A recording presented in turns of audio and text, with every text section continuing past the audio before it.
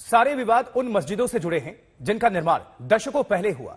इतिहास के इन्हीं विवादों को क्या वक्त रहते नहीं सुलझाया जा सकता था? काशी का विवाद जल्दी सुलझ भी जाए तो फिर मथुरा है। उसके बाद देश में तमाम जगह यही विवाद है। क्या हर जगह कानूनी कार्रवाई अब जल्द हो पाएगी?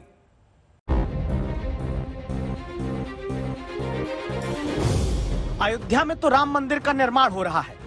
विवाद, धार्मिक संघर्ष, अदालत और फैसले तक पहुंचने में अयोध्या को सदियों लग गई। 1528 में दावा होता है कि अयोध्या में मंदिर तोड़कर मस्जिद बनती है, यानी हिंदू मुस्लिम विवाद अयोध्या में आजादी मिलने तक 400 साल तक चलता है। फिर आजादी के बाद देश की 1950 में अयोध्या की अदालत से मामला पहुंचता है।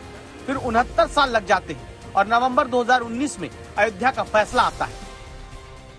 सदियों तक चले संघर्ष और दशकों तक चली कानूनी लड़ाई के बाद अयोध्या में राम जन्मभूमि का निर्माण हो रहा। इस बीच देश में धार्मिक, सामाजिक, राजनीतिक तनाव की अनगिनत घटनाएं हुई।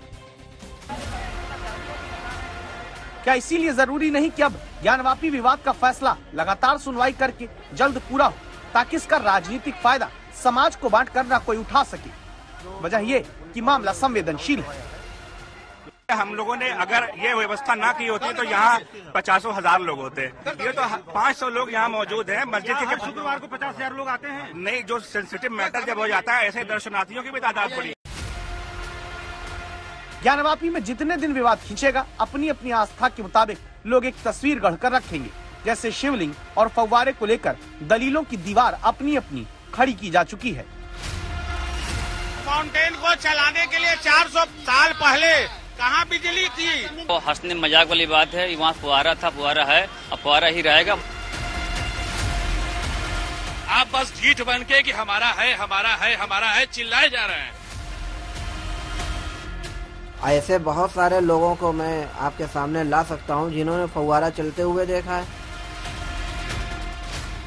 ठीक है, देरी से जागे, 91 में जगे, लेकिन जब जागो तब सवेरा। अब यह कहना कि ये मंदिर तोड़ के भाई सवाल ही नहीं में, वहाँ खुद पहले से जब मस्जिद थी तो फिर कैसे ये कहा जा सकता है कि मंदिर तोड़ कर बनवाई गई? और उसके भी सबूत मौजूद है हमारे पास। वाराणसी की जिला अदालत यह फैसला भी करेगी कि ज्ञानवापी मस्जिद का असल में धार्मिक स्वरूप क्या है। जैसे ये हैं ज्ञानवापी मस्जिद के इमाम अब्दुल बतीन नौमानी।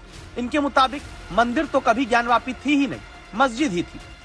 जब औरंगजेब का जमाना आया तो इमारत कमजोर होने पर और जरूरत पड़ने पर उसको मौजूदा इमारत औरंगजेब ने बनवाई। लेकिन अब यह कहना कि ये मंदिर तोड़ के भाई सवाल ही नहीं में, वहाँ खुद पहले से जब मस्जिद थी तो फिर कैसे ये कहा जा सकता है कि मंदिर तोड़ कर बनवाई गई?